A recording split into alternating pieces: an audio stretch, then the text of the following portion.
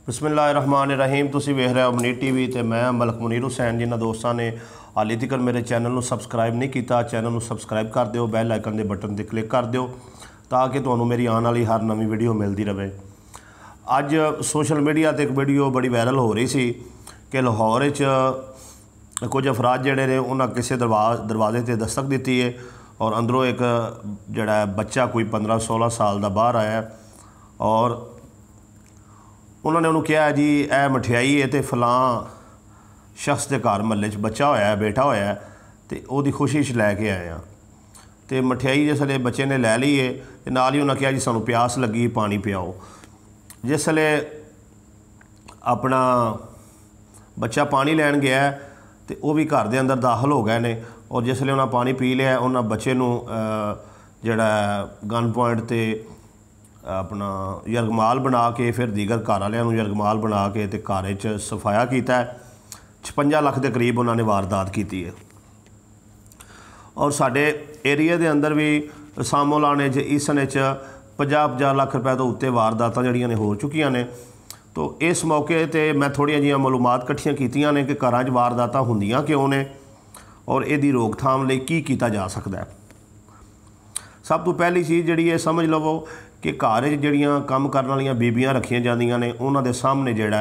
अपने घर के मामलात भी जड़ा ना वो शेयर ना करो। मिसाल के तौर पर अजकल कणक का सीजन है, अगर काम करने वाली नूं ये पता होवे कि इन्हों ने 100 मन कणक बेची है या 200 मन या 500 मन इन्हों को इन्ने पैसे घर अज आए पे ने तो वो औरत ही जड़ा वो प्लान बना के नाल अपनी कोई बरादरी के कोई रिश्तेदार बंदे लैके तो वारदात करवा देंदी है। या कदी कदी इस तरह होंदा है कि घर दी जड़ियाँ औरतां ने मतलब कोई तुहाडी बीवी है बेटी है वो किसी दूसरी औरत दे नाल पिंड दी औरत नाल या महल्ले दी औरत नाल मामलात नूं शेयर कर दी है तो जिसले चीज़ों को शेयर किया जाता है तो वो कोई महल्ले की औरत जी है वो वारदात करवा देंदी है। मेरी हुण बाज़ सरकारी मुलाजमीन के नाल गल हो रही सी और उन्होंने दसिया कि अक्सर जड़ियाँ घर वारदात होंदियां ने 100 चों 90 वारदात कोई ना कोई बंदा जड़ा विच पेती हुंदा है जिन्हों सारी खबर होंदी है कि इन्हां दे काल इन्ने पैसे पै ने इन्ने जेवरात पै ने या इन्ने प्राइस बॉन्ड पै ने कोई ना कोई जड़ा ना उन्हां दे कोल मालूमात हुंदियां ने और बाज़ दफ़ा मालूमात एडियां बरीक होंदियां ने कि यह भी पता होंदा है कि फलां लाकर चीज़ां पईयां ने और चाबियां फलानी जगह ते पईयां ने। तो ये मैं समझना कि सब तो पहली जी कुताही है वो घर वालों की है कि घर वाले जड़े ने वो काम वाली के सामने गल्लां ना करन, महल्लेदार औरतों के सामने गल्लां ना करन, किसी रिश्तेदार के सामने गल्लां ना करन कि साडे घर च इन्ने पैसे पै ने इन्ने जेवरात पै ने इन्ने प्राइस बॉन्ड पै ने। ठीक हो गया जी। अगर प्राइवेसी रखी जाए, अगर अपनियां गल्लां नूं दूसरियां नाल शेयर ना किया जाए तो अपना और काम वाली के भी सामने जड़ा गल्लां ना कीतियां जान और रिश्तेदारों के सामने भी ना कीतियां जान और अहले महला औरतों के सामने भी ना कीतियां जान तो बहुत सारी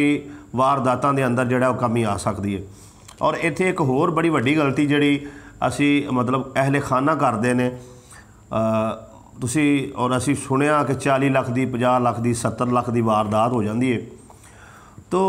वह बेहतरीन हल ये कि जोड़ा बंदा 40 लाख 50 लाख के जेवरात घर रख के बैठा है या 50 लाख रुपया घर रख के बैठा है या 50 लाख के प्राइस बॉन्ड घर रख के बैठा है वो बड़ी ज्यादती कर रहा है अपने नाल भी अपनी फैमिली के नाल भी।